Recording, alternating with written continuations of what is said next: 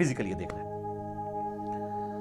میرے بھائیو، الاسراء والمعراج میں آپ صلی اللہ علیہ وآلہ وسلم کو کئی ایک مناظر دکھائے گئے، جو سورہ بنی اسرائیل کی آیت نمبر 7 جو آیت نمبر سٹارٹ میں 1 ہے، سورۃ نمبر 17، لِنُرِيَهُ مِنْ آیاتنا، تاکہ ہم اپنے بندے کو اپنی نشانیوں میں سے نشانیاں دکھائیں۔ وہ نشانیاں کون سی تھیں؟ ان پہ میں بولوں تو میرے بھائی تقریباً 3-4 گھنٹے اور لگ جائیں گے۔ میں آپ کو موٹی موٹی باتیں بتا دیتا ہوں جو بخاری اور مسلم میں آئی ہیں کہ آپ علیہ السلام کو کیا کچھ دکھایا گیا۔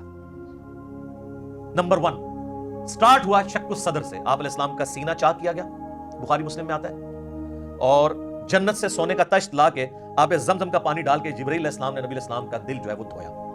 نمبر 2 آپ صلی اللہ علیہ وآلہ وسلم کو، چونکہ آپ مکے میں تھے، ابھی مدینہ آپ نے جانا تھا، راستے میں ایک شہر میں اتارا گیا اور جبرائیل نے کہا کہ یہ طیبہ ہے، مدینہ، جو آپ کا مسکن عنقریب بننے والا ہے ہجرت کے بعد۔ حضور کو اس وقت تک نہیں پتا تھا کہ یہاں سے تو میری دعوت جو ہے وہ ایسی لانچ ہوگی کہ رومن اور پرشین امپائر بھی کچھ نہیں جائیں گے۔ نمبر 3 پھر آپ کو کوہ طور پہ لے جایا گیا، انبیاء کے مقامات پہ، سب سے پہلے نبی علیہ السلام کا اپنا مسکن، اس کے بعد پھر طور سینا کے اوپر، اور کہا گیا کہ یہ وہ ہے جہاں پہ اللہ تعالیٰ نے حضرت موسیٰ علیہ السلام سے کلام کیا تھا۔ نمبر 4 بیت اللحم لے جایا گیا، بیت المقدس میں ایک جگہ ہے جہاں پہ حضرت عیسیٰ علیہ السلام کی ولادت ہوئی تھی، تو وہ جگہ بھی دکھائی گئی۔ لہٰذا اس سے امام نے تیمیہ کے اس عقیدے کا رد ہوا کہ انبیاء کی جو بیٹھنے کی جگہ ہیں ان کا وزٹ کرنا یہ نعوذ باللہ کوئی بدعت ہے، نبی علیہ السلام کو تو خود کروائی جا رہی ہے یہ ساری چیزیں، الحمدللہ۔ اور صحیح بخاری میں اوپر تلے 10 احادیث ہیں کہ عبداللہ بن عمر اپنے سفر حج کے دوران ان جگہوں پر نماز پڑھا کرتے تھے جہاں پہ نبی علیہ السلام کے ساتھ جب انہوں نے سفر کیا تھا تو جہاں جہاں اتر کے نماز پڑھی تھی۔ تو اس میں امام بخاری نے باب باندھا ہے کہ نبی علیہ السلام کی جگہوں کو تلاش کر کے وہاں پہ نماز پڑھنا، حتیٰ کہ مسند احمد میں آتا ہے کہ وہ اس جگہ پہ پیشاب بھی کرتے تھے جہاں نبی علیہ السلام نے اپنے سفر حج میں پیشاب کیا تھا۔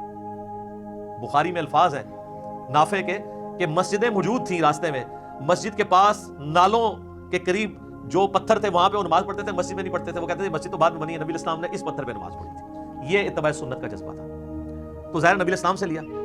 4 چیزیں ہوگی جی، شق الصدر، مدینہ شریف دکھایا گیا، طور سینا، بیت اللحم، اور اس کے بعد صحیح مسلم میں آتا ہے قبر موسیٰ دکھائی گئی۔ نبی علیہ السلام کہتے ہیں میں نے سرخ ٹیلے کے پاس موسیٰ علیہ السلام کو ان کی قبر میں نماز پڑھتے ہوئے دیکھا، اور اگر میں گزروں میں تو میں وہ قبر بھی دکھا سکتا ہوں۔ وقائم یصلی فی قبری، وہ کھڑے اپنی قبر میں نماز پڑھ رہے تھے، لیکن یہ معاملہ ہے برزخی، حیات انبیاء کے اوپر یہ ثبوت ہے لیکن برزخی معاملہ۔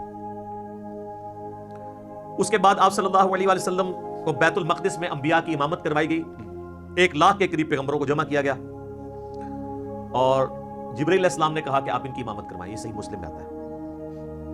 اچھا پھر دجال دکھایا گیا، یہ بھی آتا ہے بخاری مسلم میں، دجال بھی دکھایا گیا۔ پھر آپ علیہ السلام کو آسمانوں کی سیر کروائی گئی، پہلے آسمان پہ آدم علیہ السلام سے ملاقات ہوئی، دوسرے پہ حضرت یحییٰ اور عیسیٰ سے، تیسرے پہ یوسف علیہ السلام سے، چوتھے پہ ادریس علیہ السلام سے، 5ویں پہ ہارون علیہ السلام سے، 6 پہ موسیٰ علیہ السلام سے، اور 7ویں پہ ہمارے جد امجد سیدنا ابراہیم خلیل اللہ علی نبینا علیہ الصلوۃ والسلام سے ملاقات ہوئی۔ اس کے بعد آپ علیہ السلام کو جنت اور دوزخ بھی دکھائی گئی، ٹائم میں ٹریول کروا کے جو مستقبل کا وقت تھا وہ پہلے دکھا دیا۔ لوگ کہتے ہیں ابھی تو لوگ دوزخ اور جنت میں پہنچے نہیں، تو حضور نے کیا دیکھا؟ بھائی اللہ نے وقت، اور آپ یہ دیکھ لیں یہ سب کچھ منظر کتنے زمانے میں طے ہوا ہوگا، لیکن ایک رات میں سب کچھ ہو گیا۔ صرف بیت المقدس اور خانہ کعبہ کے درمیان جو فاصلہ ہے اس زمانے میں 40 دن کی مسافت تھی، وہی نہیں طے ہو سکتی تھی۔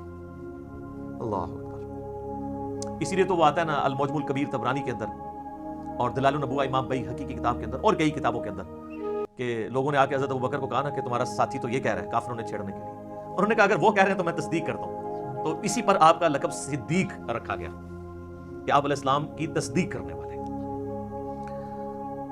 اس کے بعد بیت المعمور دکھایا گیا، بخاری مسلم میں آتا ہے 7ویں آسمان کے اوپر اسی خانہ کعبہ کی سیدھ میں ایک گھر ہے جس کا طواف فرشتے کرتے ہیں، بیت المعمور، وہ دکھایا گیا۔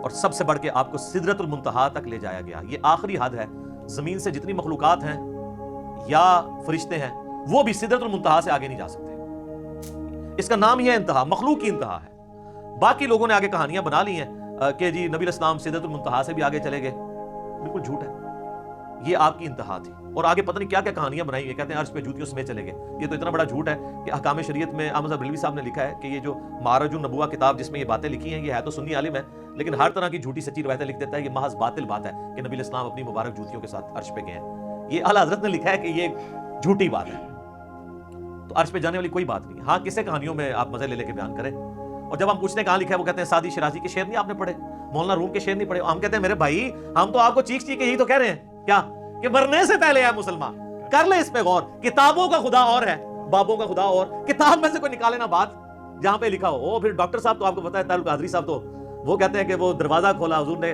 حضور کے لیے, پھر کہا کہ آپ اندر آ جائیں, حریم ناز میں آ جاؤ. وہ پتہ نہیں کیا عشق مشوقی کا انہوں نے ایک, اور بلکہ وہ بغل گیر پتہ نہیں کیا کچھ انہوں نے کیا ہے. اور طارق جمیل صاحب نے بھی اسی سے ملتی جلتی باتیں کی ہیں. وہ قاب قوسین او ادنیٰ وہ پوری کر کے بتاتے ہیں. انشاءاللہ اینڈ پہ ڈسکس کرتا ہوں. تو میرے بھائی یہ کتابوں کی بات ہو رہی ہے, اور سدرۃ المنتہا ہی پہ اللہ تعالیٰ کی ملاقات ہوئی اپنے محبوب علیہ السلام کے ساتھ. اور سورۃ النجم میں اس کا ذکر ہے, وہاں پہ اللہ تعالیٰ نے وحی بھی کیا آپ علیہ السلام کو. صحیح مسلم میں آتا ہے کہ 3 چیزیں آپ کو وہیں پہ عطا ہوئی. نمبر 1 5 نمازیں. وہ ڈیٹیل بخاری مسلم میں آتی ہے کہ 50 تھی, کم ہوتے ہوئے موسیٰ علیہ السلام کے پاس جب وہ آتے تھے نا چھٹے آسمان کے اوپر, تو کہتے تھے حضرت زیادہ ہے کام کروائیں. ایک پھیرے بس اور لگنا سی, کو نہیں لگا, ورنہ وہ 5 کام ہوتے 5 تک رہ گئی. پھر اس میں الفاظ ہیں بخاری مسلم میں, اللہ نے کہا کہ میرا قول بھی نہیں بدلے گا, تمہاری امت پڑے گی 5. سورۃ الانعام میں ہے کہ ایک نیکی 10 کے برابر ہے, تو میں ان کو ثواب 10 کا ہی دوں گا. ایک کے بدلے 10 کا, تو نمازیں 50 کا ہی ثواب ملے گا 5 کے کیس میں. دوسرا تحفہ دیا گیا سورۃ البقرہ کی آخری 2 آیات, صحیح مسلم میں آتا ہے آمن الرسول بما انزل الیہ من ربہ والمؤمنون. سر یہ 2 آیات وہ ہیں جو اس دنیا میں نازل نہیں ہوئی ہیں, آسمانوں پہ نازل ہوئی ہیں, آسمان سے آسمانوں پہ نبی اسلام کے مبارک سینے پہ. اور صحیح مسلم میں آتا ہے کہ تیسری چیز جو آپ کو دی گئی کہ آپ کا جو کوئی امتی شرک نہیں کرے گا نا, میں اسے معاف کر دوں گا.